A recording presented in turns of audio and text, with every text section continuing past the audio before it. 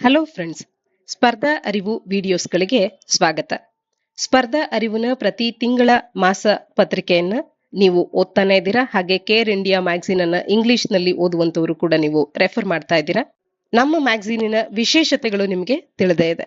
ಅದರಲ್ಲೂ ಮುಖ್ಯವಾಗಿ neo form, both static ಮತ್ತು ಕರೆಂಟ್ ಅಫೇರ್ಸ್ ಎರಡನ್ನೂ ಕೂಡ ಕವರ್ ಮಾಡ್ತಾ ಇರತಕ್ಕಂಥದ್ದು ನಮ್ಮ ಮ್ಯಾಗಝೀನಿನ ಬಹು ಮುಖ್ಯವಾದಂತ ಒಂದು ವಿಶೇಷತೆ ಆಗಿದೆ. ಈ ರೀತಿ ಸ್ಟ್ಯಾಟಿಕ್ ಅನ್ನು ಕೂಡ ಕರೆಂಟ್ ಅಫೇರ್ಸ್ ನೊಟ್ಟಿಗೆ ಕವರ್ ಮಾಡ್ತಾ ಇರೋದ್ರಿಂದಾಗಿ ನಿಮಗೆ ಇತ್ತೀಚಿನ ದಿನಗಳಲ್ಲಿನ ಯಾವುದೇ ಪರೀಕ್ಷೆಗಳನ್ನ ಸೂಕ್ತವಾಗಿ ಅಲ್ಲಿನ ಪ್ರಶ್ನೆಗಳನ್ನ ಅಟೆಂಡ್ ಮಾಡ್ಲಿಕ್ಕೆ ನಿಮ್ಗೆ ಸಾಕಷ್ಟು ನೆರವಾಗ್ತಾ ಇದೆ. ಈ ಹಿಂದೆ ಹಲವಾರು ಕ್ವೆಶನ್ಸ್ ಗಳಲ್ಲಿ ಕರೆಂಟ್ ಅಫೇರ್ಸ್ ಅನ್ನ ನೇರವಾಗಿ ಕೇಳ್ತಾ ಇದ್ದಂಥದ್ದು ಹೌದು. ಈಗಲೂ ಕೂಡ ಕರೆಂಟ್ ಅಫೇರ್ಸ್ ಅನ್ನ ನೇರವಾಗಿ ಕೇಳಿದ್ರು ಕೂಡ ಕರೆಂಟ್ ಅಫೇರ್ಸ್ ಗಳ ಸಂಖ್ಯೆ ಒಂದಷ್ಟು ಇಳಿಮುಖವಾಗಿ ಕರೆಂಟ್ ಅಫೇರ್ಸ್ಗೆ ಲಿಂಕ್ ಆಗುವಂತ ಕ್ವೆಶನ್ಸ್ ಗಳು ಸಬ್ಜೆಕ್ಟ್ಸ್ ಗೆ ರಿಲೇಟ್ ಆಗಿ, ಅಂದ್ರೆ ಇತ್ತೀಚೆಗೆ ನಡೀತಿರ್ತಕ್ಕಂಥ ಯಾವುದೋ ಒಂದು ವಿಚಾರಕ್ಕೆ ಸಂಬಂಧಪಟ್ಟಂತೆ ಅದರ ಬ್ಯಾಕ್ ಗ್ರೌಂಡ್ ಕ್ವೆಶನ್ಸ್ ಗಳನ್ನ ಕೇಳುವಂತದ್ದು. ಅಂದ್ರೆ ಅದರ ಕುರಿತಾದಂತ ಒಂದಷ್ಟು ಕಂಟೆಂಟ್, ಇನ್ನಷ್ಟು ಪೂರಕವಾದಂತ ಬ್ಯಾಕ್ ಗ್ರೌಂಡ್ ಮಾಹಿತಿ ಕೂಡ ನಮ್ಗೆ ತಿಳಿದಿರಬೇಕು. ಒಂದ್ ವೇಳೆ ನಿಮ್ಗೆ ಇತ್ತೀಚೆಗೆ ಇರ್ತಕ್ಕಂಥ ಡೆವಲಪ್ಮೆಂಟ್ಸ್ ಕರೆಂಟ್ ಅಫೇರ್ಸ್ ನ ಅರಿವಿದ್ರು ಕೂಡ ಕೆಲವೊಮ್ಮೆ ಹೇಳಿಕೆಗಳ ರೂಪದಲ್ಲಿ ಪ್ರಶ್ನೆಗಳನ್ನ ಕೇಳಿ ಕರೆಂಟ್ ಅಫೇರ್ಸ್ ಓದಿರ್ತೀರಾ ಅನ್ನೋದಕ್ಕೆ ನಿಮಗೆ ಅರ್ಧ ಮಾಹಿತಿ ತಿಳಿದಿರುತ್ತೆ. ಆದ್ರೆ ಇನ್ನೂ ಒಂದಷ್ಟು ಹೇಳಿಕೆಗಳಿಗೆ ಸರಿಯಾದ ಉತ್ತರವನ್ನ ನೀಡಬೇಕು ಅಂತ ಅಂದ್ರೆ ನಿಮ್ಗೆ ಆ ಕರೆಂಟ್ ಅಫೇರ್ಸ್ಗೆ ಪೂರಕವಾಗುವಂತ ಒಂದಷ್ಟು ಬ್ಯಾಕ್ ಗ್ರೌಂಡ್ ಮಾಹಿತಿ ಕೂಡ ಲಭ್ಯವಿರಬೇಕಾಗತ್ತೆ. ಈ ರೀತಿ ಸ್ಟ್ಯಾಟಿಕ್ ಮತ್ತು ಕರೆಂಟ್ ಅಫೇರ್ಸ್ ಎರಡರ ಅವಶ್ಯಕತೆ ಇವತ್ತು ಸಾಕಷ್ಟು ಇದೆ. ಈ ರೀತಿ ಸ್ಟ್ಯಾಟಿಕ್ ಪೋರ್ಷನ್ ಅನ್ನು ಕೂಡ ಕವರ್ ಮಾಡುವಂತೆ ನಮ್ಮ ಮ್ಯಾಗಝೀನ್ ಅನ್ನ ನಾವು ಹೊರತರ್ತಾ ಇರ್ತಕ್ಕಂಥದ್ದು ನಿಯೋ ಫಾರ್ಮ್ ಬೇಸಿಸ್ ನಲ್ಲಿ ಬೋತ್ ಸ್ಟ್ಯಾಟಿಕ್ ಮತ್ತು ಕರೆಂಟ್ ಅಫೇರ್ಸ್ ಎರಡನ್ನು ಕೂಡ ಕವರ್ ಮಾಡ್ತಾ ಇರುವಂತ ಒಂದು ವಿಶಿಷ್ಟವಾದಂತ ಒಂದು ಉಪಯೋಗವನ್ನ ನಮ್ಮ ಒಂದು ಮ್ಯಾಗಝೀನ್ ನಿಮ್ಗೆ ನೀಡ್ತಾ ಇದೆ. ಎಷ್ಟರ ಮಟ್ಟಿಗೆ ಈ ನಿಯೋ ಫಾರ್ಮ್ ನಿಮ್ಗೆ ಯೂಸ್ ಆಗ್ತಾ ಇದೆ, ಪರೀಕ್ಷೆಗಳಲ್ಲಿ ಎಷ್ಟು ಪೂರಕವಾಗಿ ಇದು ಕೆಲಸ ಮಾಡ್ತಿದೆ ಅನ್ನೋದಕ್ಕೆ ಈಗಾಗಲೇ ನಾವು ಹೈದರಾಬಾದ್ ಕರ್ನಾಟಕ ಸಂಬಂಧಪಟ್ಟಂತ ಕಮರ್ಷಿಯಲ್ ಟ್ಯಾಕ್ಸ್ ಇನ್ಸ್ಪೆಕ್ಟರ್ ಹುದ್ದೆಗಳ ಪರೀಕ್ಷೆ ಆಗಬಹುದು ಮತ್ತು ರೆಸಿಡಿಯಲ್ ಪೇರೆಂಟ್ ಕ್ಯಾಡರ್ಗಾಗಿ ನಡೆಸಿದಂತ ಇತ್ತೀಚಿನ ಕಮರ್ಷಿಯಲ್ ಟ್ಯಾಕ್ಸ್ ಇನ್ಸ್ಪೆಕ್ಟರ್ ಹುದ್ದೆಯ ಪರೀಕ್ಷೆಗಳಲ್ಲಿನ ಪ್ರಶ್ನೆಗಳಾಗಬಹುದು. ಇದರಲ್ಲಿ ಎಷ್ಟರ ಮಟ್ಟಿಗೆ ನಿಮ್ಗೆ ನಿಯೋ ಫಾರ್ಮ್ ಅನ್ನುವಂಥದ್ದು ಹೆಚ್ಚು ಉಪಯುಕ್ತವಾಗಿ ಕೆಲಸ ಮಾಡಿದೆ ಅನ್ನೋದ್ರ ಬಗ್ಗೆ ವಿಡಿಯೋಸ್ ಗಳನ್ನ ನಾವೀಗಾಗಲೇ ಅಪ್ಲೋಡ್ ಮಾಡಿದ್ದೇವೆ. ಆ ವಿಡಿಯೋಸ್ ಗಳನ್ನ ನೋಡಿ ನಿಮ್ಮ ಕಡೆಯಿಂದ ನಮ್ಗೆ ಒಳ್ಳೆ ರೆಸ್ಪಾನ್ಸ್ ಕೂಡ ಬಂದಿದೆ, ಧನ್ಯವಾದಗಳು. ಅದೇ ವಿಡಿಯೋಸ್ ಗಳಲ್ಲಿ ನೀವು ಕಮೆಂಟ್ ಸೆಕ್ಷನ್ ಅಲ್ಲಿ ಕೇಳಿದಿರಾ ಕೂಡ ಇದೇ ರೀತಿಯಾಗಿ 545 PSI ಪರೀಕ್ಷೆಗೂ ಕೂಡ ವಿಡಿಯೋಸ್ ಗಳನ್ನ ಮಾಡಿ ಅಪ್ಲೋಡ್ ಮಾಡಿ, ಆ ಪ್ರಶ್ನೆಗಳನ್ನು ಕೂಡ ಇಲ್ಲಿ ಚರ್ಚೆ ಮಾಡಿ ಅಂತ ಹೇಳಿ ಅಲ್ಲೂ ಕೂಡ ಹೇಗೆ ನಮ್ಮ ಮ್ಯಾಗಝೀನ್ ನಿಮ್ಗೆ ಉಪಯುಕ್ತ ಆಗಿದೆ ಅನ್ನೋದ್ರ ಬಗ್ಗೆ ನಾವು ಈ ವಿಡಿಯೋದಲ್ಲಿ ಚರ್ಚೆ ಮಾಡ್ತಾ ಹೋಗೋಣ. ಅದಕ್ಕೆ ಮುಂಚೆ ನಿಮ್ಗೆ ಒಂದಷ್ಟು ಬಿಗ್ ಅನೌನ್ಸ್ಮೆಂಟ್ಸ್ ಗಳಿದೆ, ಇಂಪಾರ್ಟೆಂಟ್ ಆದಂತ ಅನೌನ್ಸ್ಮೆಂಟ್ಸ್ ಗಳು. ವಿದ್ಯಾರ್ಥಿಗಳು ಯಾರೆಲ್ಲ ನಮ್ಮ ಮ್ಯಾಗಝೀನ್ ಅನ್ನ ಕೊಂಡು ಓದಿ ಎಕ್ಸಾಮ್ಗೆ ಪ್ರಿಪೇರ್ ಆಗ್ತಿರ್ತೀರಾ, ನಿಮ್ಗೆ ಈ ಮ್ಯಾಗಝೀನ್ ಅನ್ನ ಓದೋದ್ರ ಜೊತೆಗೆ ಒಟ್ಟಾರೆ ನಿಮ್ಗೆ ವಿಷಯಗಳನ್ನ ಕಲಿಯೋದ್ರೊಟ್ಟಿಗೆ ಕಲಿಕೆಯೊಟ್ಟಿಗೆ ಗಳಿಕೆಯನ್ನ ಮಾಡುವಂತ ಪುನೀತ್ ರಾಜ್ಕುಮಾರ್ ಅವರ ಹೆಸರಿನ ಅಡಿಯಲ್ಲಿ PRK learn and earn scheme ಅನ್ನುವಂತ ಒಂದು ಯೋಜನೆಯನ್ನ ಹೊರತರ್ತಾ ಇದ್ದು, ಈ ಒಂದು ಯೋಜನೆಯ ಅಡಿಯಲ್ಲಿ ಪ್ರತಿ ತಿಂಗಳ ನಮ್ಮ ಮ್ಯಾಗಝೀನಿನಲ್ಲಿ ನೀವು ಕಂಪ್ಲೀಟ್ ಆಗಿ ಮ್ಯಾಗಝೀನ್ ಅನ್ನ ಓದಿ ಯಾವುದೋ ಇಂಪಾರ್ಟೆಂಟ್ ಆದಂತ 10 ವಿಚಾರಗಳು ನಮ್ಮ ಮ್ಯಾಗಝೀನ್ ಅಲ್ಲಿ ಕವರ್ ಆಗಿಲ್ಲ ಅಂತಂದು ನಿಮಗನ್ಸಿದ್ರೆ ಅಂಥ ವಿಚಾರಗಳನ್ನ ಪ್ರತಿ ತಿಂಗಳ 28ನೇ ತಾರೀಕಿನ ಒಳಗಾಗಿ ನಮ್ಗೆ 10 ವಿಷಯಗಳನ್ನ ಗುರುತಿಸಿ ಇವು ಇಂಪಾರ್ಟೆಂಟ್ ಆಗ್ತಾ ಇತ್ತು ಎಕ್ಸಾಮಿಗೆ, ಅಂಥದನ್ನ ನೀವು ಸೇರ್ಪಡೆ ಮಾಡಿಲ್ಲ, ಇವುಗಳನ್ನು ಕೂಡ ಸೇರ್ಪಡಿಸಬಹುದು ಅಂತ ಹೇಳಿ ನಮಗೆ ಒಂದಷ್ಟು ವಿಚಾರಗಳನ್ನ ಈ 10 ವಿಷಯಗಳನ್ನ ನೀವು ನಮ್ಗೆ ಕಳಿಸಿದೀರಾ ಅಂತ ಅಂದ್ರೆ ಅದರಲ್ಲಿ ಬೆಸ್ಟ್ ಕಂಟೆಂಟ್ ಅನ್ನ ನಮಗೆ ಕಳಿಸುವಂತ 2 ವಿದ್ಯಾರ್ಥಿಗಳನ್ನ ಆಯ್ಕೆ ಮಾಡಿ ಮೊದಲಿಗೆ 3,000 ರೂಪಾಯಿಗಳು ಮತ್ತು ಎರಡನೆಯವರಿಗೆ 2,000 ರೂಪಾಯಿಗಳ ನಗದು ಬಹುಮಾನವನ್ನ ನಿಮ್ಗೆ ನೀಡಲಾಗುತ್ತೆ. ಈ ಮೂಲಕ ನೀವು ಕಲಿಕೆಯೊಟ್ಟಿಗೆ ಗಳಿಕೆಯನ್ನ ಮಾಡುವಂತ ಒಂದು ಸದವಕಾಶವನ್ನ ಸ್ಪರ್ಧಾ ಅರಿವು ತಂಡ ನಿಮ್ಗೆ ನೀಡ್ತಾ ಇದೆ. ಇನ್ನ ನಮ್ಮ ತಂಡದ ಬಗ್ಗೆ ನಿಮ್ಗೆ ಹೇಳಬೇಕಾಗಿಲ್ಲ. ನಮ್ಮ ತಂಡದಲ್ಲಿರ್ತಕ್ಕಂಥ ಪ್ರತಿಯೊಬ್ಬರು ಕೂಡ ಕನಿಷ್ಠ ಪಕ್ಷ 5ರಿಂದ 6 ಪರೀಕ್ಷೆಗಳನ್ನ UPSC ಮತ್ತು KPSC ನಡೆಸುವಂತ ಪರೀಕ್ಷೆಗಳನ್ನ ಕ್ಲಿಯರ್ ಮಾಡಿರ್ತಕ್ಕಂಥವ್ರು. ಅದರಲ್ಲೂ ಕೂಡ ಕೆಲವರು 30ಕ್ಕೂ ಹೆಚ್ಚು ಪರೀಕ್ಷೆಗಳನ್ನ ಕ್ಲಿಯರ್ ಮಾಡಿರ್ತಕ್ಕಂಥವ್ರನ್ನ ನಮ್ಮ ತಂಡ ಒಳಗೊಂಡಿರ್ತಕ್ಕಂಥದ್ದು. ನಮ್ಮ ತಂಡದ ಕಡೆಯಿಂದ ಒಂದು ಉತ್ಕೃಷ್ಟವಾದಂತ ಮೆಟೀರಿಯಲ್ ಅನ್ನ ನಿಮಗೆ ನೀಡೋದಕ್ಕೆ ಸಾಧ್ಯ ಆಗ್ತಾ ಇರುವಂತ ಒಂದು ಮುಖ್ಯ ಕಾರಣ ಆಗುತ್ತೆ. ಇದರೊಟ್ಟಿಗೆ ಹರೀಶ್ ಪ್ಲೆಡ್ಜ್ ಸ್ಕೀಮ್ ನ ಅಡಿಯಲ್ಲಿ ನಿಮಗೆ ಯಾವುದೇ ಪರೀಕ್ಷೆಗಳಿಗೆ ಪೂರಕವಾಗಬಹುದಾದಂತ ಡಾಕ್ಯುಮೆಂಟ್ಸ್ ಗಳನ್ನ ಮೆಟೀರಿಯಲ್ಸ್ ಗಳನ್ನ ನೀವು ಡಿಮ್ಯಾಂಡ್ ಮಾಡಿದ್ರೆ ಆ ಮೆಟೀರಿಯಲ್ಸ್ ಗಳನ್ನ ಫ್ರೀ ಆಗಿ ನಾವು ನಮ್ಮ ಮ್ಯಾಗಝಿನ್ ಒಟ್ಟಿಗೆ ನಿಮ್ಗೆ ನೀಡ್ತಾ ಇರ್ತಕ್ಕಂಥದ್ದು. ಈ ಎರಡೂ ಯೋಜನೆಗಳು ಕೂಡ ನಮ್ಮಲ್ಲಿ ಜಾರಿ ಇವೆ. ಇವು ನಿಮಗೆ ಸದವಕಾಶ ಆಗತ್ತೆ. ಮುಂಬರುವಂತ ಪರೀಕ್ಷೆಗಳಿಗೆ ನೀವು ಓದೋದ್ರೊಟ್ಟಿಗೆ ಗಳಿಕೆಯನ್ನ ಕೂಡ ಮಾಡಬಹುದು, ಕಲಿಯೋದ್ರೊಟ್ಟಿಗೆ ಗಳಿಕೆಯನ್ನ ಕೂಡ ಮಾಡಬಹುದು. ಜೊತೆಗೆ ನಿಮ್ಗೆ ಅವಶ್ಯವಿರುವಂತ ಮಾಹಿತಿಗಳನ್ನ, ಪೂರಕವಾದಂತ ವಿಚಾರಗಳನ್ನ ನೀವು ಪ್ಲೆಡ್ಜ್ ಮಾಡಿ ನಮ್ಮಲ್ಲಿ ಕೇಳಿ ಈ ಫ್ರೀ ಮೆಟೀರಿಯಲ್ಸ್ ಗಳನ್ನ ಕೂಡ ಪಡ್ಕೊಳ್ಬಹುದಾಗತ್ತೆ. ಹೆಚ್ಚಿನ ಮಾಹಿತಿಗೆ ನಮ್ಮ ತಂಡದ ಕಾಂಟ್ಯಾಕ್ಟ್ ನಂಬರ್, ಇಮೇಲ್ ಎಲ್ಲವೂ ಕೂಡ ಇಲ್ಲಿದೆ. ನೀವು ಇದನ್ನ ಬಳಸ್ಕೊಳ್ಬಹುದು. ಇನ್ನು PSI ಪರೀಕ್ಷೆಯಲ್ಲಿ ಬಂದಿರತಕ್ಕಂತ ಪ್ರಶ್ನೆಗಳನ್ನ ನಾವು ನೋಡ್ತಾ ಹೋಗೋದಾದ್ರೆ, ಮೊದಲಿಗೆ ಜೂನ್ 2023ರಲ್ಲಿ DRDO ಈ ಕೆಳಗಿನ ಯಾವ ಬ್ಯಾಲಿಸ್ಟಿಕ್ ಕ್ಷಿಪಣಿಯ ಯಶಸ್ವಿ ಉಡಾವಣೆಯನ್ನ ಮಾಡ್ತು ಅಂತ ಹೇಳಿ ಕೇಳಿದ್ದಾರೆ. ಇದಕ್ಕೆ ಸರಿಯಾದಂತ ಉತ್ತರ ಆಗುತ್ತೆ ಅಗ್ನಿ ಪ್ರೈಮ್ ಅನ್ನುವಂಥದ್ದು. ಇದಕ್ಕೆ ಸರಿ ಉತ್ತರವನ್ನ ನಾವಿಲ್ಲಿ ಕಾಣಬಹುದಾಗತ್ತೆ. ನಮ್ಮ ಮ್ಯಾಗಝಿನ್ ಅಲ್ಲಿ ಅಗ್ನಿ ಪ್ರೈಮ್ ಬ್ಯಾಲಿಸ್ಟಿಕ್ ಕ್ಷಿಪಣಿಯ ಬಗ್ಗೆ ಇಲ್ಲಿ ಸುದ್ದಿಯಲ್ಲಿ ಯಾಕಿದೆ ಅನ್ನೋದ್ರ ಬಗ್ಗೆ ಮತ್ತು ಆ ಕ್ಷಿಪಣಿಯ ಬಗ್ಗೆ ಡೀಟೈಲ್ ಆದಂತ ಮಾಹಿತಿಯನ್ನ ನಾವು ನೀಡಿರ್ತಕ್ಕಂಥದನ್ನ ಕಾಣಬಹುದಾಗತ್ತೆ. ಹಾಗೆ ಅಗ್ನಿ ಪ್ರೈಮ್ ಬ್ಯಾಲಿಸ್ಟಿಕ್ ಮಿಸೈಲ್ ನ ಬಗ್ಗೆ ಇಂಗ್ಲಿಷ್ ಮ್ಯಾಗಝಿನ್ ಅಲ್ಲೂ ಕೂಡ ಮಾಹಿತಿಯನ್ನ ನೀವು ಕಾಣಬಹುದು. 2022ರ ಕರೆಂಟ್ ಅಫೇರ್ಸ್ ಗಳನ್ನ ಕೂಡ PSI ಪರೀಕ್ಷೆಯಲ್ಲಿ ಕೇಳಿರ್ತಕ್ಕಂಥದ್ದು. ಇನ್ನು ಇದು 22ರ ಕರೆಂಟ್ ಅಫೇರ್ಸ್ ಆಗಿದ್ರು ಕೂಡ ನಮ್ಮ ಮ್ಯಾಗಝಿನ್ ಅನ್ನ ಸರಿಯಾಗಿ 2023ರಲ್ಲಿ ಯಾರು ಓದಿದ್ದೀರಾ, ನೀವು ಈ ಮಾಹಿತಿಯನ್ನು ಕೂಡ ನಮ್ಮ ಮ್ಯಾಗಝಿನ್ಸ್ ಗಳು ಕವರ್ ಮಾಡಿರ್ತಕ್ಕಂಥದನ್ನ ಕಾಣಬಹುದಾಗತ್ತೆ. ಮುಂದೆ ಈ ಕೆಳಗೆ ನೀಡಲಾಗಿರುವ ಪಟ್ಟಿ 1ನ್ನ ಪಟ್ಟಿ 2ರೊಂದಿಗೆ ಹೊಂದಿಸಿ ಸರಿಯಾದ ಆಯ್ಕೆಯನ್ನ ಆಯ್ಕೆ ಮಾಡಿ ಅಂತ ಹೇಳಿ ಕೇಳಿದ್ದಾರೆ. ಇದಕ್ಕೆ ಸರಿಯಾದಂತ ಉತ್ತರವನ್ನು ಕೂಡ ನೀವು ನಮ್ಮ ಮ್ಯಾಗಝಿನ್ ಅನ್ನ ಓದಿದಾಗ ಈ ರೀತಿ ಕಾಲಮ್ ನಲ್ಲಿ, ಟೇಬಲ್ ನಲ್ಲಿ ನಿಮ್ಗೆ ಸ್ಪಷ್ಟವಾಗಿ ನೀಡಿರ್ತಕ್ಕಂಥದ್ದು. ಈ ರೀತಿಯ ಟೇಬಲ್ಸ್ ಗಳು ನಿಮ್ಗೆ ಹೆಚ್ಚು ಮಾಹಿತಿಯನ್ನ ಸೆಗ್ರಿಗೇಟ್ ಮಾಡಿ ಓದ್ಕೊಳ್ಳೋದಕ್ಕೆ ಮತ್ತು ಒಂದ್ ಕಡೆಯಲ್ಲಿ ನಿಮ್ಗೆ ಈ ಎಲ್ಲಾ ಮಾಹಿತಿ ಸಿಗೋದ್ರಿಂದಾಗಿ ರಿವೈಸ್ ಮಾಡೋದಕ್ಕೆ ಹೆಲ್ಪ್ ಆಗುವಂತೆ ನಾವು ಪ್ರೆಸೆಂಟ್ ಮಾಡಿರ್ತಕ್ಕಂಥದ್ದು ನಮ್ಮ ಮ್ಯಾಗಝಿನ್ಸ್ ಗಳಲ್ಲಿ. ಮುಂದಿನ ಪ್ರಶ್ನೆಯಾಗಿ, ಈ ಕೆಳಗಿನ ಯಾವ ಸ್ಥಳದಲ್ಲಿ 2023ನೇ ಸಾಲಿನ G7 ಶೃಂಗಸಭೆ ಅನ್ನುವಂಥದ್ದು ನಡೆದಿದೆ ಅಂತ ಹೇಳಿ 23ನೇ ಸಾಲಿನ G7 ಶೃಂಗಸಭೆಯ ಬಗ್ಗೆ ಕೇಳಿದ್ದಾರೆ. ಇದು ಕೂಡ ಕರೆಂಟ್ ಅಫೇರ್ಸ್ ನಲ್ಲಿದ್ದಂತ ವಿಚಾರ. ಹಿರೋಶಿಮಾ ಅನ್ನುವಂತ ಉತ್ತರವನ್ನ ಕೂಡ ನೀವು ನಮ್ಮ ಮ್ಯಾಗಝಿನ್ಸ್ ಗಳಲ್ಲಿ ಕಾಣಬಹುದು. ಇನ್ನು G7 ಶೃಂಗಸಭೆಗೆ ಸಂಬಂಧಪಟ್ಟಂತೆ ಸಾಕಷ್ಟು ಮಾಹಿತಿಯನ್ನ ಮ್ಯಾಗಝಿನ್ ಒಳಗೊಂಡಿತ್ತು. ಮುಂದಿನ ಪ್ರಶ್ನೆ, ಇತ್ತೀಚೆಗೆ COP28 ಶೃಂಗಸಭೆ ಎಲ್ಲಿ ಜರುಗಿತು ಅಂತ ಹೇಳಿ ಕೇಳ್ತಾ ಇದ್ದಾರೆ. United Nation Framework Convention for Climate Change UNFCCCಯ 28ನೇ ಕಾನ್ಫರೆನ್ಸ್ ಆಫ್ ಪಾರ್ಟೀಸ್ ಎಲ್ಲಿ ಜರುಗಿತು ಅಂತ ಹೇಳಿ ಕೇಳಿದಾಗ ಉತ್ತರ ದುಬೈ ಅನ್ನುವಂಥದ್ದು. ಇದರ ಒಂದು ಮಾಹಿತಿಯನ್ನ ಕೂಡ ನೀವು ನಮ್ಮ ಮ್ಯಾಗಝಿನ್ ಅಲ್ಲಿ ಕಾಣಬಹುದಾಗಿತ್ತು. ಮುಂದೆ ಈ ಕೆಳಗಿನ ಯಾವ ಬೆಟ್ಟ ಅಥವಾ ಶ್ರೇಣಿ ರೇಡಿಯಲ್ ವಿಧದ ಡ್ರೈನೇಜ್ ಪ್ಯಾಟರ್ನ್ ಅನ್ನ ರೂಪಿಸುತ್ತೆ ಅಂತ ಹೇಳಿ ಕೇಳಿದ್ದಾರೆ. ಸರಿಯಾದ ಉತ್ತರ ಅಮರ್ಕಾಂಟಕ್ ಬೆಟ್ಟಗಳು ಅನ್ನುವಂಥದ್ದಾಗುತ್ತೆ. ಅಮರ್ಕಾಂಟಕ್ ರೇಂಜ್ ಆಫ್ ಮೌಂಟೇನ್ಸ್ ಗಳಲ್ಲಿ ಬರುವಂತ ಈ ರೇಂಜ್ ಆಫ್ ಮೌಂಟೇನ್ಸ್ ಗಳ ಕುರಿತಂತೆ ಕೂಡ ಸ್ಟಾಟಿಕ್ ಪೋರ್ಷನ್ ಅನ್ನ ಕೂಡ ಮ್ಯಾಗಝಿನ್ ಕವರ್ ಮಾಡಿರ್ತಕ್ಕಂಥದ್ದು. ಇನ್ನ ವಿಕ್ರಮ್ ಸಾರಾಭಾಯ್ ಅಂತರಿಕ್ಷ ಕೇಂದ್ರದಿಂದ ಅಭಿವೃದ್ಧಿಪಡಿಸಲಾದಂತ ಕಡಿಮೆ ವೆಚ್ಚದ ಮತ್ತು ಒಂದು ಕಡೆಯಿಂದ ಮತ್ತೊಂದು ಕಡೆಗೆ ಕೊಂಡೊಯ್ಯಬಹುದಾದಂತ ತುರ್ತು ಚಿಕಿತ್ಸೆಯ ವೆಂಟಿಲೇಟರ್ ಅನ್ನುವಂಥದ್ದು ಯಾವುದು ಅನ್ನೋದನ್ನ ಇಲ್ಲಿ ಕೇಳಿದ್ದಾರೆ. ಇದಕ್ಕೆ ಪ್ರಾಣ ಅನ್ನುವಂತ ಉತ್ತರವನ್ನ ಕೂಡ ನೀವು ನಮ್ಮ ಓಲ್ಡ್ ಮ್ಯಾಗಝಿನ್ಸ್ ಗಳಲ್ಲಿ ಕಾಣಬಹುದಾಗಿತ್ತು. ಹಾಗೆ ಈ ಕೆಳಗಿನ ಯಾವ ಸಂಸ್ಥೆಯು ವರ್ಲ್ಡ್ ಎಕನಾಮಿಕ್ ಔಟ್ಲುಕ್ ಅನ್ನುವಂತ ಒಂದು ಪತ್ರಿಕೆಯನ್ನ ಪ್ರಕಟಿಸುತ್ತೆ ಅಂತ ಹೇಳಿ ಕೇಳಿದ್ದಾರೆ. ಇದಕ್ಕೆ ಉತ್ತರ ಆಗುತ್ತೆ IMF ಅಥವಾ ಅಂತಾರಾಷ್ಟ್ರೀಯ ಹಣಕಾಸು ನಿಧಿ ಅನ್ನುವಂಥದ್ದು. ಇನ್ನ ವರ್ಲ್ಡ್ ಎಕನಾಮಿಕ್ ಔಟ್ಲುಕ್ ನ ಕುರಿತಂತೆಯೇ ನೀವು ಈ ರೀತಿಯ ಡೀಟೇಲ್ಸ್ ಗಳನ್ನ ನಮ್ಮ ಮ್ಯಾಗಝಿನ್ ಅಲ್ಲಿ ಕಾಣಬಹುದಾಗುತ್ತೆ. ಹಾಗೇನೆ ಕರ್ನಾಟಕ ಅರಣ್ಯ ಇಲಾಖೆಯು ಭಾರತದ ವನ್ಯಜೀವಿ ಟ್ರಸ್ಟ್ ನ ಸಹಯೋಗದೊಂದಿಗೆ ಅರಣ್ಯ ಮತ್ತು ವನ್ಯಜೀವಿಗಳಿಗೆ ಸಂಬಂಧಿಸಿದಂತ ಅಪರಾಧವನ್ನ ಗಮನಿಸೋದಕ್ಕೆ ಜಾರಿಗೆ ತಂದಂತ ವ್ಯವಸ್ಥೆ ಯಾವುದು ಅಂತ ಹೇಳಿ ಕೇಳಿದ್ದಾರೆ. ಹಾಕ್ ಅಂತೇಳಿ ಹಾಸ್ಟೈಲ್ ಆಕ್ಟಿವಿಟಿ ವಾಚ್ ಕ್ಯಾರ್ನೆಲ್ ಅನ್ನುವಂಥದ್ದು ಇದಕ್ಕೆ ಸರಿಯಾದಂತ ಉತ್ತರ ಆಗುತ್ತೆ. ಇದರ ಬಗ್ಗೆ ಕೂಡ ಡೀಟೈಲ್ ಆಗಿ ನೀವು ಮ್ಯಾಗಝಿನ್ ನಲ್ಲಿ ಕವರ್ ಆಗಿರ್ತಕ್ಕಂಥದನ್ನ ಕಾಣಬಹುದಾಗಿದೆ. 16ನೇ ಹಣಕಾಸು ಆಯೋಗ ಅನ್ನುವಂಥದ್ದು ಈ ಕೆಳಗಿನ ಯಾವ ಅವಧಿಗೆ ತನ್ನ ವರದಿಯನ್ನ ಸಲ್ಲಿಸಬೇಕು ಅನ್ನುವಂತ ಪ್ರಶ್ನೆಯನ್ನ ಇಲ್ಲಿ ಕೇಳಿದ್ದಾರೆ. ಇದರ ಅವಧಿ ಏನು ಮತ್ತು ಇದರ ಮುಖ್ಯಸ್ಥರು ಯಾರು ಎಲ್ಲ ಮಾಹಿತಿಯನ್ನ ನಮ್ಮ ಮ್ಯಾಗಝಿನ್ ಅನ್ನುವಂಥದ್ದು ಒಳಗೊಂಡಿರ್ತಕ್ಕಂಥದನ್ನ ಕಾಣಬಹುದಾಗುತ್ತೆ. 2026ರಿಂದ 2031 ಇದಕ್ಕೆ ಉತ್ತರ ಆಗುತ್ತೆ. ಇನ್ನು 2023ರ ವಿಶ್ವಕಪ್ ಹಾಕಿ ಟೂರ್ನಮೆಂಟ್ ನಲ್ಲಿ ಭಾರತದ ಸ್ಥಾನ ಏನು ಅಂತ ಹೇಳಿ ಕೇಳಿದರೆ ಭಾರತ 9ನೇ ಸ್ಥಾನವನ್ನ ಪಡೆದಿದೆ. ಇಲ್ಲಿ ಅದಕ್ಕೂ ಕೂಡ ಉತ್ತರವನ್ನ ನಮ್ಮ ಮ್ಯಾಗಝಿನ್ ಒಳಗೊಂಡಿರ್ತಕ್ಕಂಥದನ್ನ ಕಾಣಬಹುದಾಗುತ್ತೆ. ಈ ಕೆಳಗಿನ ಯಾವ ರಾಜ್ಯವು ತನ್ನ ರಾಜ್ಯದ ಪ್ರತಿಯೊಬ್ಬ ವ್ಯಕ್ತಿಗೂ ಕಡ್ಡಾಯವಾಗಿ ಉಚಿತ ತುರ್ತು ಚಿಕಿತ್ಸೆಯನ್ನ ಸರ್ಕಾರಿ ಮತ್ತು ಖಾಸಗಿ ಆಸ್ಪತ್ರೆಗಳಲ್ಲಿ ಒದಗಿಸೋದಕ್ಕೆ ಅವಕಾಶವನ್ನ ಕಲ್ಪಿಸೋದಕ್ಕೆ ಆರೋಗ್ಯದ ಹಕ್ಕು ವಿಧೇಯಕವನ್ನ ಅಂಗೀಕರಿಸಿದೆ?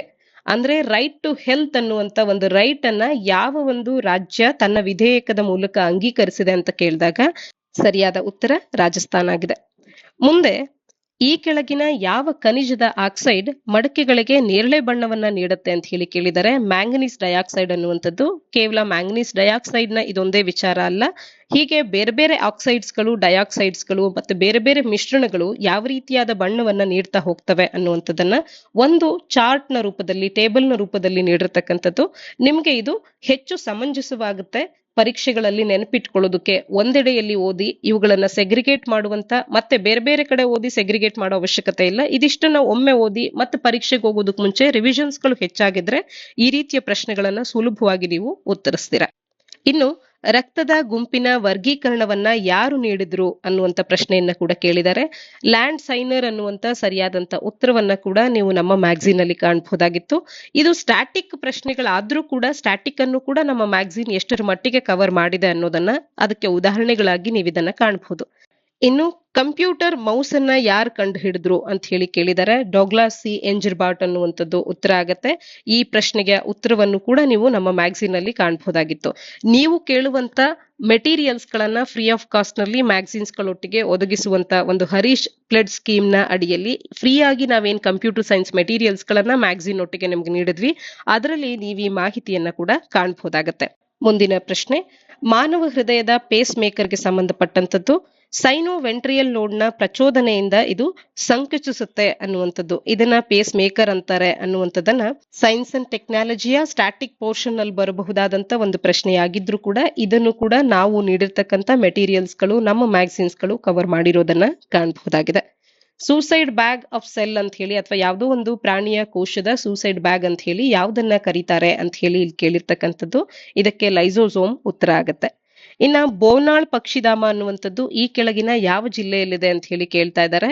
ಇದಕ್ಕೆ ಉತ್ತರ ಯಾದಗಿರಿ ಆಗಿದೆ. ಇದನ್ನ ನಾವು ನಮ್ಮ QR ಕೋಡ್ ನಲ್ಲಿ ನೀಡಿರ್ತಕ್ಕಂಥದ್ದು. ಮುಂದಿನ ಪ್ರಶ್ನೆಯಲ್ಲಿ ಇಲಾನ್ ಮಸ್ಕ್ ರವರು ಮಂಗಳ ಗ್ರಹಕ್ಕೆ ಕಳಿಸಲು ಪುನರ್ಬಳಕೆಯ ಯಾವ ಒಂದು ವ್ಯವಸ್ಥೆಯನ್ನ ಬಳಸಿದ್ದಾರೆ ಅಂತ ಹೇಳಿ ಕೇಳ್ತಾ ಇದ್ದಾರೆ. ಸ್ಟಾರ್ಶಿಪ್ ಅನ್ನುವಂಥದ್ದು ಸರಿಯಾದಂತ ಉತ್ತರ ಆಗತ್ತೆ. ಭಾರತದ ರಾಷ್ಟ್ರಪತಿಯವರು ಎಷ್ಟು ಜನರನ್ನ ನಾಮನಿರ್ದೇಶನ ಮಾಡಬಹುದು ಅನ್ನುವಂಥದ್ದನ್ನ ಕೇಳಿದ್ದಾರೆ. ಪೊಲಿಟಿಯ ಪ್ರಶ್ನೆ. ಇಲ್ಲಿ ಕೂಡ ಸರಿಯಾದ ಉತ್ತರವನ್ನ ರಾಜ್ಯಸಭೆಗೆ 12 ಸದಸ್ಯರನ್ನ ಇವರು ನೇಮಕ ಮಾಡಬಹುದು, ನಾಮನಿರ್ದೇಶನ ಮಾಡಬಹುದು ಅನ್ನುವಂತ ಉತ್ತರವನ್ನ ಪೊಲಿಟಿ ಕಂಟೆಂಟ್ ಅನ್ನ ಕೂಡ ನೀವು ನಮ್ಮ ಮ್ಯಾಗಝೀನ್ಸ್ ಗಳಲ್ಲಿ ಕಾಣಬಹುದು. ಅದು ಕೂಡ ಇಂಪಾರ್ಟೆಂಟ್ ಆದಂತ ವಿಧಿಗಳನ್ನ, ಇಂಪಾರ್ಟೆಂಟ್ ಆದಂತ ಸಾಂವಿಧಾನಿಕ ತಿದ್ದುಪಡಿಗಳನ್ನ ಒಂದೆಡೆಯಲ್ಲಿ ನಾವು ಟೇಬಲ್ ಕಾಲಮ್ ನಲ್ಲಿ ಒಂದೇ ಕಡೆಯಲ್ಲಿ ನೀಡೋದ್ರಿಂದ ನಿಮಗೆ ಹೆಚ್ಚು ಸೆಗ್ರಿಗೇಟ್ ಮಾಡಿ ಸೂಕ್ತವಾಗಿ ಓದೋದಕ್ಕೆ ಸಾಧ್ಯ ಆಗುತ್ತೆ. ಪಟ್ಟಿ 1 ಮತ್ತು ಪಟ್ಟಿ 2ರೊಟ್ಟಿಗೆ ಅದನ್ನ ಹೊಂದಿಸಿ ಬರಿಬೇಕು ಅಂತ ಹೇಳಿ ಕೇಳಿದರೆ ಇಲ್ಲಿ ಕೆಲವು ಆರ್ಟಿಕಲ್ಸ್ ಗಳನ್ನ ನೀಡಿ ಆ ಆರ್ಟಿಕಲ್ಸ್ ಗಳು ಯಾವುದನ್ನ ತಿಳಿಸುತ್ತೆ, ಏನ್ ಮಾಹಿತಿಯನ್ನ ತಿಳಿಸುತ್ತೆ ಅನ್ನೋದನ್ನ ಇಲ್ಲಿ ಮ್ಯಾಚ್ ಮಾಡ್ಬೇಕಾಗತ್ತೆ. ಇದಕ್ಕೆ ಸರಿಯಾದಂತ ಉತ್ತರವನ್ನ ಕೂಡ ಪ್ರಮುಖ ಸಂವಿಧಾನದ ಆರ್ಟಿಕಲ್ಸ್ ಗಳು ಯಾವ್ಯಾವು ಅನ್ನೋದ್ರ ಬಗ್ಗೆ ಮತ್ತು ಅದರ ಮಾಹಿತಿಯನ್ನ ನಮ್ಮ ಮ್ಯಾಗಝೀನ್ ಒಳಗೊಂಡಿರೋದನ್ನ ನೀವು ಕಾಣಬಹುದಾಗತ್ತೆ.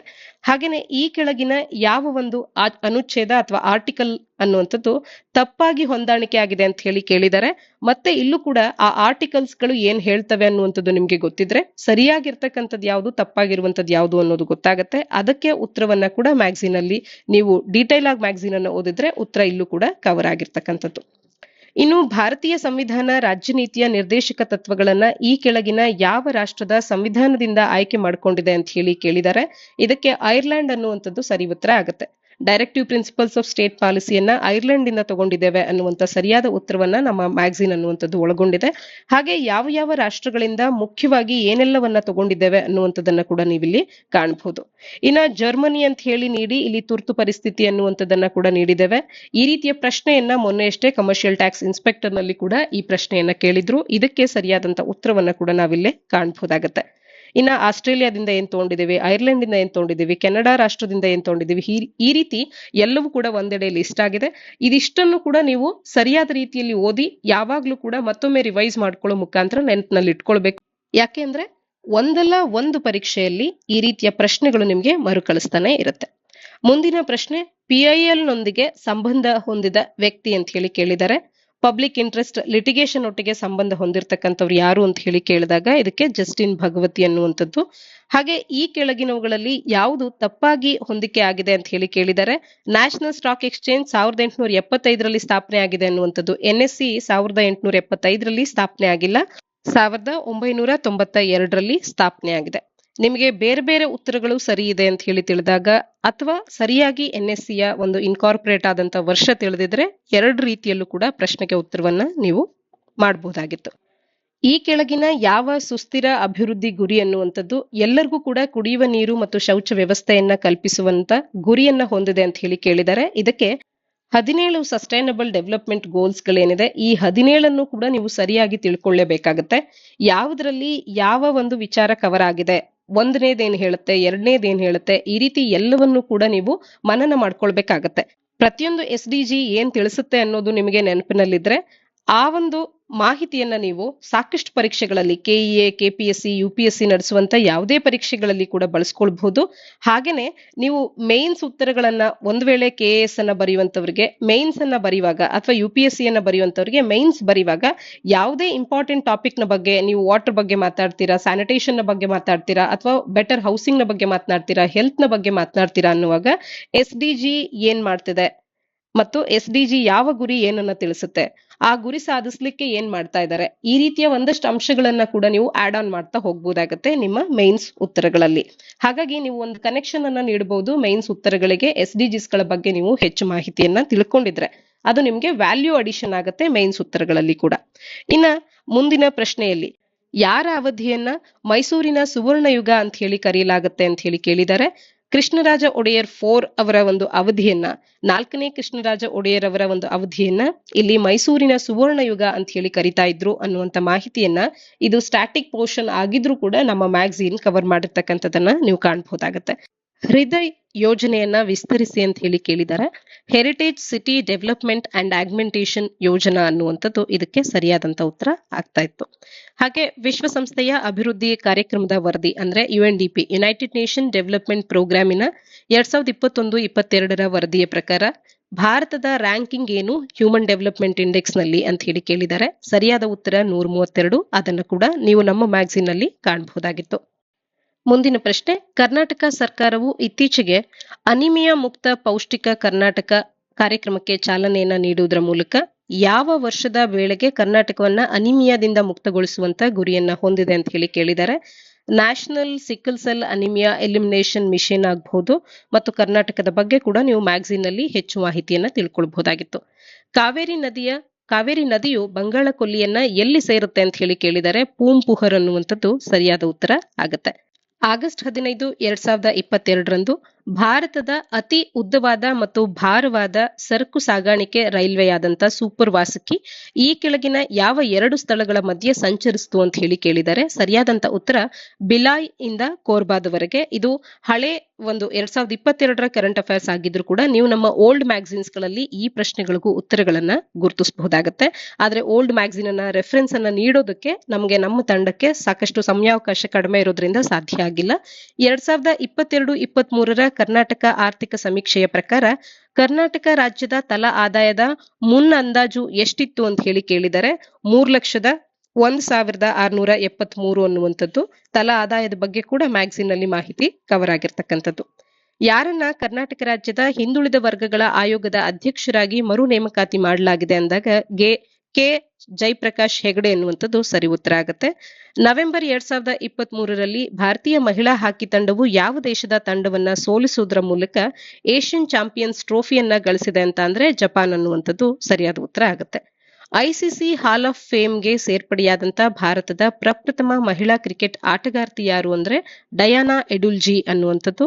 ಮತ್ತು ಜಮ್ಮು ಕಾಶ್ಮೀರದ ರಾಜೌರಿ ಎನ್ಕೌಂಟರ್ ನಲ್ಲಿ ದೇಶದ ಸಲುವಾಗಿ ಪ್ರಾಣತ್ಯಾಗ ಮಾಡಿದಂತ ಕ್ಯಾಪ್ಟನ್ MV ಪ್ರಾಂಜಲ್ ಅವರು ಡ್ಯಾಶ್ಗೆ ಸೇರಿದವರಾಗಿದ್ರು ಅಂದ್ರೆ ಯಾವ ತಂಡಕ್ಕೆ ಸೇರಿದ್ರು ಅವರು ಅಂದ್ರೆ 63 ರಾಷ್ಟ್ರೀಯ ರೈಫಲ್ಸ್ಗೆ ಅವರು ಸೇರಿದವರಾಗಿದ್ರು. ಎಲ್ಲ ಮಾಹಿತಿಯನ್ನ ನಮ್ಮ ಮ್ಯಾಗಝೀನ್ಸ್ ಗಳಲ್ಲಿ ನೀವು ಕಾಣಬಹುದಾಗಿತ್ತು. ಇತ್ತೀಚೆಗೆ ಸಿಲ್ವಾರ ಸುರಂಗ ಕುಸಿತದಿಂದ ಅದರಲ್ಲಿ ಸಿಲುಕಿ ಹಾಕಿಕೊಂಡಿದ್ದಂತ 41 ಜನ ಕಾರ್ಮಿಕರನ್ನ 17 ದಿನಗಳ ನಂತರ ರಕ್ಷಿಸಿ ಹೊರತರಲಾಯಿತು. ಈ ಅವಘಡವು ಉತ್ತರಾಖಂಡ್ ರಾಜ್ಯದ ಯಾವ ಜಿಲ್ಲೆಯಲ್ಲಿ ಘಟಿಸಿತ್ತು ಅಂತ ಹೇಳಿ ಕೇಳಿದರೆ ಇದಕ್ಕೆ ಸರಿ ಉತ್ತರ ಉತ್ತರಕಾಶಿ ಆಗುತ್ತೆ. 28 ನವೆಂಬರ್ 2023ರಂದು ನ್ಯೂಜಿಲೆಂಡಿನ ನೂತನ ಪ್ರಧಾನಿಯಾಗಿ ಯಾರು ಅಧಿಕಾರ ವಹಿಸಿಕೊಂಡ್ರು ಅಂದ್ರೆ ಕ್ರಿಸ್ಟೋಫರ್ ಲಕ್ಸನ್ ಅನ್ನುವಂಥದ್ದು ಸರಿ ಉತ್ತರ. ಹಾಗೆ ಮಾಧ್ವಿ ಮುದ್ಗಲ್ ಇವರು ಯಾವ ನೃತ್ಯ ರೂಪದ ಪ್ರಖ್ಯಾತ ಪರಿಣತರು ಅಂತ ಹೇಳಿ ಕೇಳಿದರೆ ಒಡಿಸ್ಸಿ ಅನ್ನುವಂಥದ್ದು ಸರಿ ಉತ್ತರ ಆಗುತ್ತೆ. ಸಾಗರದ ಆಳವನ್ನ ಅಳತೆ ಮಾಡುವಂತ ಮಾಪನ ಯಾವುದು ಅಂದ್ರೆ ಪ್ಯಾಥೋಮೀಟರ್ ಅನ್ನುವಂಥದ್ದು.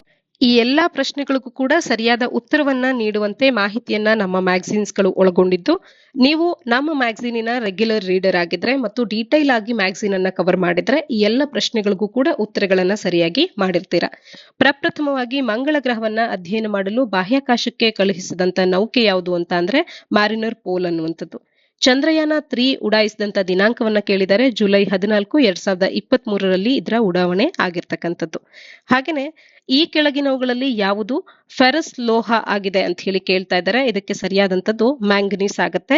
ಫೆರಸ್ ಅಂದಾಕ್ಷಣ ನಮ್ಗೆ ಐರನ್ ಕೂಡ ನೆನಪಾಗಬಹುದು, ಆದ್ರೆ ಇಲ್ಲಿ ಐರನ್ ಒಂದು ಇದನ್ನ ನೀಡಿಲ್ಲ. ಹಾಗಾದ್ರೆ ಇಲ್ಲಿ ನೀಡಿರ್ತಕ್ಕಂಥದ್ರಲ್ಲಿ ಯಾವ್ದಿದೆ ಅಂದಾಗ ಮ್ಯಾಂಗನೀಸ್ ಕೂಡ ಫೆರಸ್ ಲೋಹ ಆಗಿರ್ತಕ್ಕಂಥದ್ದು. ಈ ಕೆಳಗಿನ ಯಾವ ಏಜೆನ್ಸಿಯು ಸುಕನ್ಯಾ ಸಮೃದ್ಧಿ ಯೋಜನೆಯನ್ನ ನಿರ್ವಹಿಸುತ್ತದೆ ಅಂತ ಹೇಳಿ ಕೇಳಿದ್ದಾರೆ. ರಾಷ್ಟ್ರೀಯ ಉಳಿತಾಯ ಸಂಸ್ಥೆ ಅನ್ನುವಂಥದ್ದು ಸರಿಯಾದ ಉತ್ತರ ಆಗುತ್ತೆ. ಹಾಗೆ ಮುಂದೆ ಭಾರತದ ಆಹಾರ ನಿಗಮ FCI ನ ಬಗ್ಗೆ ಕೇಳಿದರೆ ಫುಡ್ ಕಾರ್ಪೊರೇಷನ್ ಆಫ್ ಇಂಡಿಯಾ ಅಂತ ಹೇಳಿ ಯಾವಾಗ ಸ್ಥಾಪನೆ ಆಯ್ತು ಇದು ಅನ್ನುವಂಥದ್ದು. ಆದ್ರೆ ಇಲ್ಲಿ ನಾವು ನೋಡಬಹುದು ಓಪನ್ ಮಾರ್ಕೆಟ್ ಸೇಲ್ ಸ್ಕೀಮ್ ನ ಬಗ್ಗೆ ಯೋಚನೆ ಮಾಡ್ತಾ ನಾವು ಮಾಹಿತಿಯನ್ನು ನೀಡಿದ್ದೇವೆ. ಓಪನ್ ಮಾರ್ಕೆಟ್ ಸೇಲ್ ಸ್ಕೀಮ್ ನ ಬಗ್ಗೆ ಮಾತನಾಡ್ತಾ FCI ನ ಬಗ್ಗೆ ಬಂದಾಗ FCI ನ ಬಗ್ಗೆ ಕೂಡ ನಾವು ಡೀಟೈಲ್ ಆಗಿ ಮಾಹಿತಿಯನ್ನು ನೀಡಿರ್ತಕ್ಕಂಥದ್ದು. ಇದೊಂದು ಸ್ಟ್ಯಾಟ್ಯುಟರಿ ಬಾಡಿ ಆಗುತ್ತೆ. 1964ರಲ್ಲಿ ಸ್ಥಾಪನೆ ಆಗಿದೆ. ಮಿನಿಸ್ಟ್ರಿ ಆಫ್ ಕನ್ಸ್ಯೂಮರ್ ಅಫೇರ್ಸ್ ಮತ್ತು ಫುಡ್ ಅಂಡ್ ಪಬ್ಲಿಕ್ ಡಿಸ್ಟ್ರಿಬ್ಯೂಷನ್ ಅಡಿಯಲ್ಲಿ ಕಾರ್ಯ ಮಾಡುತ್ತೆ ಮತ್ತು ಇದರ ಅಬ್ಜೆಕ್ಟಿವ್ ಏನು, ಈ ರೀತಿ ಮಾಹಿತಿಯನ್ನ ನಾವು ಮತ್ತೊಂದು ವಿಚಾರದ ಬಗ್ಗೆ ಚರ್ಚೆ ಮಾಡುವಾಗ ಡೀಟೈಲ್ ಆಗಿ ನೀಡ್ತಾ ಹೋಗಿರೋದ್ರಿಂದ ನಿಮ್ಗೆ ಈ ರೀತಿಯ ಸ್ಟ್ಯಾಟಿಕ್ ಪೋರ್ಷನ್ಸ್ ಗಳನ್ನು ಕೂಡ ನಮ್ಮ ಮ್ಯಾಗಝೀನ್ ಅನ್ನ ಓದೋದ್ರಿಂದ ಸರಿಯಾಗಿ ಉತ್ತರಗಳನ್ನ ನೀಡೋದಕ್ಕೆ ಸಾಧ್ಯ ಆಗುತ್ತೆ. ಭಾರತದ ಆಹಾರ ನಿಗಮ ಯಾವ ವರ್ಷದಲ್ಲಿ ಸ್ಥಾಪನೆ ಆಯ್ತು ಅಂದ್ರೆ 1965 ಅನ್ನೋದು ಸರಿ ಉತ್ತರ ಆಗತ್ತೆ. ದಕ್ಷಿಣ ಭಾರತದಲ್ಲಿಯೇ ಅತಿ ಹೆಚ್ಚು ಕಬ್ಬು ಬೆಳೆಯುವಂತ ರಾಜ್ಯ ಯಾವುದು ಅಂತ ಅಂದ್ರೆ ನಾವೆಲ್ಲರೂ ಕೂಡ ಹೆಮ್ಮೆಯಿಂದ ಹೇಳಬಹುದು ಕರ್ನಾಟಕ ಅಂತ ಹೇಳಿ. ಆದ್ರೆ ಈ ಬಾರಿ ನಮಗೆ 2023-24 ಸಾಲಿನಲ್ಲಿ ಮಳೆ ಕೊರತೆ ಆಗಿರೋದ್ರಿಂದ, ಬರಗಾಲ ಇರೋದ್ರಿಂದ ನಮ್ಗೆ ಬೆಳೆ ಕಡಿಮೆ ಅನ್ನುವಂತ ನಿರೀಕ್ಷೆ ಇರ್ತಕ್ಕಂಥದ್ದು. ಇನ್ನ ಭಾರತದ ಕರೈ ಒಂಟೆ ಸಂತತಿಯ ವಿಶೇಷತೆ ಏನು ಅಂತ ಹೇಳಿ ಕೇಳಿದರೆ ಹೇಳಿಕೆಗಳು ಈ ರೀತಿ ಇದೆ. ಇದು ಸಮುದ್ರದಲ್ಲಿ 3 ಕಿಲೋಮೀಟರ್ ವರೆಗೆ ಈಜಬಲ್ಲದು. ಇದು ಮ್ಯಾಂಗ್ರೋವ್ ನಲ್ಲಿರುವ ಸಸ್ಯ ಪ್ರಭೇದಗಳನ್ನ ಮೇಯ್ದು ಜೀವಿಸಬಲ್ಲದು. ಇದು ಕಾಡಿನಲ್ಲಿ ಜೀವಿಸುತ್ತದೆ, ಆದ್ರೆ ಇದು ಸಾಕು ಪ್ರಾಣಿಯಲ್ಲ ಅಂತ ಹೇಳಿ ಕೇಳಿದರೆ ಇದಕ್ಕೆ ಸರಿ ಉತ್ತರ 1 ಮತ್ತು 2ನೇ ವಾಕ್ಯ ಆಗುತ್ತೆ. ಅಂದ್ರೆ 3 ಕಿಲೋಮೀಟರ್ ವರೆಗೂ ಈಜಬಲ್ಲತ್ತೆ ಸಮುದ್ರದಲ್ಲಿ ಅನ್ನೋದು ಮತ್ತು ಮ್ಯಾಂಗ್ರೋವ್ ನಲ್ಲಿ ಸಸ್ಯ ಪ್ರಭೇದಗಳನ್ನ ಮೇಯ್ದು ಇದು ಜೀವಿಸುತ್ತೆ ಅನ್ನೋದು. ಆದ್ರೆ ಇದು ಕಾಡಿನಲ್ಲಿ ಜೀವಿಸುತ್ತೆ, ಸಾಕು ಪ್ರಾಣಿ ಅಲ್ಲ ಅನ್ನೋದು ಸರಿಯಾದ ಹೇಳಿಕೆ ಆಗೋದಿಲ್ಲ. ಇಲ್ಲಿ 1 ಮತ್ತು 2 ಸರಿ ಅನ್ನುವಂತ ಆಪ್ಷನ್ ಎ ಅನ್ನೋದು ಉತ್ತರ ಆಗುತ್ತೆ. ಇದು ಪ್ರೀವಿಯಸ್ ಇಯರ್ ಕ್ವೆಶನ್ ಆಗಿರ್ತಕ್ಕಂಥದ್ದು. ಪ್ರೀವಿಯಸ್ ಇಯರ್ ಕ್ವೆಶನ್ ಸೆಕ್ಷನ್ಸ್ ಗಳಲ್ಲಿ ನಮ್ಮ ಮ್ಯಾಗಝೀನ್ ಅಲ್ಲಿ ನಾವಿದನ್ನ ಚರ್ಚೆ ಮಾಡಿದ್ದೇವೆ. ಹಾಗಾಗಿ ಈ ಪ್ರಶ್ನೆಗೂ ಕೂಡ ನೀವು ಮ್ಯಾಗಝೀನ್ ಅನ್ನ ಡೀಟೈಲ್ ಆಗಿ ಓದಿದಾಗ ಹಳೆಯ ಸಾಲುಗಳಲ್ಲಿ ಬೇರೆ ಬೇರೆ ಮುಖ್ಯ ಪರೀಕ್ಷೆಗಳಲ್ಲಿ ಬಂದಿರತಕ್ಕಂತ ಪ್ರಶ್ನೆಗಳನ್ನ ನಾವಲ್ಲಿ ಹಾಕೋದ್ರಿಂದ ಅವುಗಳನ್ನು ಕೂಡ ನಮ್ಮ ಮ್ಯಾಗಝೀನ್ ಒಳಗೊಂಡಿರೋದ್ರಿಂದ ಈ ರೀತಿಯ ಹಳೆ ಪ್ರಶ್ನೆಗಳು ಮತ್ತೆ ಮರುಕಳಿಸಿದ್ರೆ ನಮ್ಮ ಮ್ಯಾಗಝೀನ್ ಅಲ್ಲಿ ನೀವು ರೆಫರ್ ಮಾಡಿದ್ರೆ ಅವುಗಳನ್ನು ಕೂಡ ಸುಲಭವಾಗಿ ಉತ್ತರಿಸ್ತೀರಾ. ಇಸ್ರೇಲ್ ಹಮಾಸ್ ಘರ್ಷಣೆ 2023ರ ಸಂದರ್ಭದಲ್ಲಿ ಭಾರತೀಯರನ್ನ ರಕ್ಷಿಸಿ ಕರೆತರಲು ನಡೆಸಿದಂತ ಕಾರ್ಯಾಚರಣೆ, ಆ ಆಪರೇಷನ್ ಬಗ್ಗೆ ಕೇಳಿದರೆ ಆಪರೇಷನ್ ಅಜಯ್ ಅನ್ನೋದು ಸರಿಯಾದ ಉತ್ತರ ಆಗಿತ್ತು. ಹಾಗೇನೆ ಮಹಾರಾಣಿ ರುದ್ರಮಾದೇವಿ ಯಾವ ವಂಶಕ್ಕೆ ಸೇರಿದವರು ಅಂತ ಕೇಳಿದರೆ ವರಂಗಲ್ನ ಕಾಕತೀಯರು ಅನ್ನೋದು ಸರಿ ಉತ್ತರ ಆಗುತ್ತೆ. ರುದ್ರಮಾದೇವಿ ಒಂದು ಮೂವಿ ಕೂಡ ರಿಲೀಸ್ ಆಗಿತ್ತು ಇತ್ತೀಚೆಗೆ. ಅದಾದ ನಂತರ economic history of India under early British rule ಅನ್ನುವಂತ ಪುಸ್ತಕವನ್ನ ಯಾರು ಬರೆದ್ರು ಅಂದ್ರೆ RC ದತ್ ಅನ್ನುವಂಥದ್ದು ಸರಿಯಾದ ಉತ್ತರ ಆಗುತ್ತೆ. ಇಂಪಾರ್ಟೆಂಟ್ ಆದಂತ ಕೆಲವೊಂದಷ್ಟು ಪುಸ್ತಕಗಳನ್ನ ಯಾರ್ಯಾರು ಬರೆದಿದ್ದಾರೆ ಅನ್ನುವಂತ ಮಾಹಿತಿಯನ್ನ ಕೂಡ ಮ್ಯಾಗಝೀನ್ ಅನ್ನುವಂಥದ್ದು ನೀಡಿದೆ ನಿಮ್ಗೆ. ಮುಂದಿನ ಪ್ರಶ್ನೆಯಲ್ಲಿ ವಿಶ್ವ ವಿಶೇಷ ಒಲಿಂಪಿಕ್ಸ್ ಕ್ರೀಡೆಗಳು 2023ರಲ್ಲಿ ಭಾರತೀಯರು ಒಟ್ಟು ಎಷ್ಟು ಪದಕಗಳನ್ನ ಗೆದ್ದಿದ್ದಾರೆ ಅಂತ ಹೇಳಿ ಕೇಳಿದ್ದಾರೆ. ಈ ರೀತಿಯ ಸ್ಪೆಷಲ್ ಎಬಿಲಿಟೀಸ್ ಇರ್ತಕ್ಕಂಥವ್ರಿಗೆ ನಡೆಯುವಂತ ವಿಶೇಷ ಒಲಿಂಪಿಕ್ಸ್ ಕ್ರೀಡೆಗಳಲ್ಲಿ 202 ಪದಕಗಳನ್ನ ಒಟ್ಟಾರೆ ಭಾರತ ಗೆದ್ದಿರ್ತಕ್ಕಂಥದ್ದು. ಇನ್ನು ಹಾರ್ವರ್ಡ್ ಲಾ ಸ್ಕೂಲ್ ನೀಡುವಂತ 2023ರ ಅವಾರ್ಡ್ ಫಾರ್ ಗ್ಲೋಬಲ್ ಲೀಡರ್ಶಿಪ್ ಅನ್ನ ಅದರ ವಿಜೇತರು ಯಾರು ಅಂತ ಕೇಳಿದರೆ DY ಚಂದ್ರಚೂಡ್ ಅನ್ನುವಂಥದ್ದು ಇದಕ್ಕೆ ಸರಿಯಾದಂತ ಉತ್ತರ ಆಗುತ್ತೆ. ಈ ಎಲ್ಲ ಪ್ರಶ್ನೆಗಳಿಗೆ ಉತ್ತರವನ್ನ ಮ್ಯಾಗಝೀನ್ ಕವರ್ ಮಾಡಿರೋದನ್ನ ಕಾಣಬಹುದು. ಇದುವರೆಗೂ ಕೂಡ ಹಾನರರಿ ಅಕಾಡೆಮಿ ಪ್ರಶಸ್ತಿಯನ್ನ ಪಡೆದಂತ ಏಕೈಕ ಭಾರತೀಯರು ಯಾರು ಅಂತ ಹೇಳಿ ಕೇಳಿದರೆ ಸರಿಯಾದಂತ ಉತ್ತರ ಸತ್ಯಜಿತ್ ರೇ ಅನ್ನುವಂಥದ್ದು. ನ್ಯಾಟೋ ಪಾಶ್ಚಿಮಾತ್ಯ ಒಕ್ಕೂಟದ 31ನೇ ಸದಸ್ಯ ರಾಷ್ಟ್ರ ಯಾವುದು ಅಂತ ಹೇಳಿ ಕೇಳಿದ್ದಾರೆ. ಇದಕ್ಕೆ ಸರಿ ಉತ್ತರ ಇತ್ತೀಚೆಗೆ ಸೇರ್ಪಡೆ ಆಗಿರ್ತಕ್ಕಂಥದ್ದು ಫಿನ್ಲೆಂಡ್ ಅನ್ನುವಂಥದ್ದು 31ನೇ ಸದಸ್ಯ ರಾಷ್ಟ್ರವಾಗಿ ನ್ಯಾಟೋಗೆ ಸೇರ್ಪಡೆ ಆಗಿದೆ ಅನ್ನುವಂತ ಕರೆಂಟ್ ಅಫೇರ್ಸ್ ವಿಚಾರವನ್ನ ಕೂಡ ಮ್ಯಾಗಝೀನ್ ಅಲ್ಲಿ ಕಾಣಬಹುದಾಗಿತ್ತು. ಈ ಕೆಳಗೆ ನೀಡಲಾಗಿರುವಂತಹ 4 ರಾಷ್ಟ್ರಗಳ ಗುಂಪಿನಲ್ಲಿ ಯಾವುದು G20 ಗುಂಪಿನ ಸದಸ್ಯ ರಾಷ್ಟ್ರಗಳಾಗಿದೆ ಅಂತ ಹೇಳಿ ಕೇಳಿದರೆ G20 ಇಡೀ ವರ್ಷ ಸಾಕಷ್ಟು ಸುದ್ದಿಯಲ್ಲಿತ್ತು. G20ಯ ಸದಸ್ಯ ರಾಷ್ಟ್ರಗಳ ಬಗ್ಗೆ ನಮಗೆ ಐಡಿಯಾ ಇರಬೇಕಾಗುತ್ತೆ. ಅಂತಾರಾಷ್ಟ್ರೀಯ ಹುಲಿ ದಿವಸವನ್ನ ಎಂದು ಆಚರಿಸಲಾಗುತ್ತೆ ಅಂತ ಹೇಳಿ ಕೇಳಿದರೆ ಜುಲೈ 29ನ್ನ ನಾವು ಅಂತಾರಾಷ್ಟ್ರೀಯ ಹುಲಿ ದಿವಸ ಅಂತ ಹೇಳಿ ಆಚರಿಸ್ತೇವೆ. ಹಾಗೆ ಪ್ರತಿಹಾರ ರಾಜನಾದ ನಾಗಭಟ್ಟ ಎರಡನ್ನ ಸೋಲಿಸಿದಂತ ರಾಷ್ಟ್ರಕೂಟರ ದೊರೆ ಯಾರು ಅಂತ ಅಂದ್ರೆ ಗೋವಿಂದ ಮೂರು. ಹಾಗೆ ಅಹಮದ್ ನಗರದ ನಿಜಾಂ ಶಾಹಿ ವಂಶದ ಸಂಸ್ಥಾಪಕ ಯಾರು ಅಂತ ಅಂದ್ರೆ ಮಲಿಕ್ ಅಹ್ಮದ್. ಈ ಎಲ್ಲ ವಿಚಾರಗಳಿಗೂ ಕೂಡ ನಮ್ಮ ಮ್ಯಾಗಝಿನ್ಸ್ ಗಳು ಮಾಹಿತಿಯನ್ನ ಕವರ್ ಮಾಡಿವೆ. ಸ್ಟ್ಯಾಟಿಕ್ ಪೋರ್ಷನ್ ಆಗಿದ್ರೂ ಕೂಡ ಮ್ಯಾಗಝಿನ್ಸ್ ಗಳು ಉತ್ತರವನ್ನ ಕವರ್ ಮಾಡಿರ್ತಕ್ಕಂಥದ್ದು.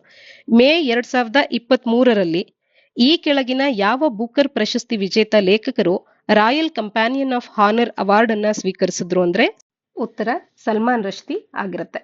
ಹಾಗೆ ನವೆಂಬರ್ 2018ರಲ್ಲಿ ಉದ್ಘಾಟನೆಯಾದಂತ ಗಂಗಾ ನದಿಯ ಮೇಲಿರ್ತಕ್ಕಂಥ ಭಾರತದ ಮೊದಲ ಮಲ್ಟಿ ಮಾಡೆಲ್ ಟರ್ಮಿನಲ್ ಯಾವುದು ಅಂದ್ರೆ ವಾರಣಾಸಿ ಅನ್ನೋದು.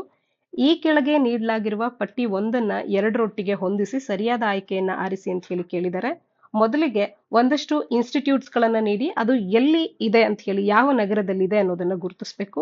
ಈ ಎಲ್ಲದರ ಮಾಹಿತಿಯನ್ನ ಕೂಡ ನೀವು ನಮ್ಮ ಮ್ಯಾಗಝಿನ್ಸ್ ಗಳಲ್ಲಿ ಕಾಣಬಹುದಾಗಿತ್ತು. ಆದ್ರೆ ನಮ್ಮ ತಂಡದವರು ಸಾಕಷ್ಟು ಬ್ಯುಸಿ ಇರೋದ್ರಿಂದಾಗಿ ಎಲ್ಲದಕ್ಕೂ ರೆಫರೆನ್ಸ್ ಅನ್ನ ಇಲ್ಲಿ ನಿಮ್ಗೆ ನೀಡೋದಕ್ಕೆ ಸಾಧ್ಯ ಆಗಿಲ್ಲ. ಕೆಲವೊಂದಕ್ಕೆ ರೆಫರೆನ್ಸ್ ಅನ್ನ ನೀಡಿದ್ದಾರೆ, ಇನ್ನು ಕೆಲವಕ್ಕೆ ರೆಫರೆನ್ಸ್ ಅನ್ನ ಇಲ್ಲಿ ನೀಡಿಲ್ಲ. ಆದ್ರೂ ಕೂಡ ನಮ್ಮ ಮ್ಯಾಗಝಿನ್ಸ್ ಗಳಲ್ಲಿ ಕವರ್ ಆಗಿರ್ತಕ್ಕಂಥ ಅಷ್ಟು ಪ್ರಶ್ನೆಗಳನ್ನ ನಾವಿಲ್ಲಿ ಚರ್ಚೆ ಮಾಡಿರ್ತಕ್ಕಂಥದ್ದು. ಈ ಕೆಳಗೆ ನೀಡಲಾಗಿರುವಂತಹ ಪಟ್ಟಿ 1 ಮತ್ತು 2ರೊಂದಿಗೆ ಇದನ್ನ ಸರಿಯಾಗಿ ಜೋಡಿಸಿ. ಇದು ಕೂಡ ಮ್ಯಾಚ್ ದ ಫಾಲೋಯಿಂಗ್ ನ ಪ್ರಶ್ನೆ ಆಗಿದೆ.